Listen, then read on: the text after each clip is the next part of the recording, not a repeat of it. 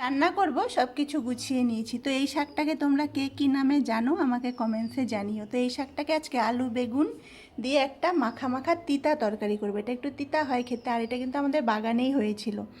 আর এগুলো সব কিন্তু ঘরেরই সবজি। দেখো বেগুন, টমেটোগুলোও গাছে হয়েছে, তারপরে লঙ্কা হয়েছিল ছোট ছোট, তাকে তুলে নিয়েছি, কুঁদরি সব তুলে নিয়েছি। আর আজকে আমার বান্ধবী দিল কচু। এই কচুটাকে কি কচু বলে? আমরা তো একে আমাদের ওখানে প্রচুর পাওয়া যায়, খাই, কিন্তু ওখানে মোটা মোটা হয়। তো বান্ধবী দিল কচুটা ঠিক এই রকম ছিল, সরু। একে কি বলে? ষাঁড় কচু। তো এটা নিয়ে এসেছি। এর যে মাথাগুলো ছিল, আমি বলি মাথাগুলো আমাকে দিয়ে দাও, আমি এটাকে মাছের মাথা দিয়ে বেশ তরকারি করব। অনেক দিন পরেই কচুর শাক খাবো। আর মাছ নিয়ে নিয়েছি, ঘরের মাছ আছে, মানে পুকুরেরও মাছ আছে, কেনা মাছও আছে, সব মিশিয়ে নিয়ে নিয়েছি। মাছের মাথা দিয়ে কচুর শাকটা হবে।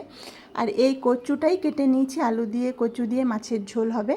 আর ওই তো শাকের একটা তরকারি হবে। তো অনেক কিছুই রান্না হবে। গ্যাসটা যেহেতু এসে গেছে, আমার তো রান্না করতে কোনো অসুবিধেই নেই। তো দুপুরের রান্নার দিকে চলে এসেছি। তো চলো সুন্দর করে রান্না করে নিই। দেখতে দেখতে 12টাই বেজে যাচ্ছে। তো মাছটা কচু দিয়ে একটু ঝোল করব।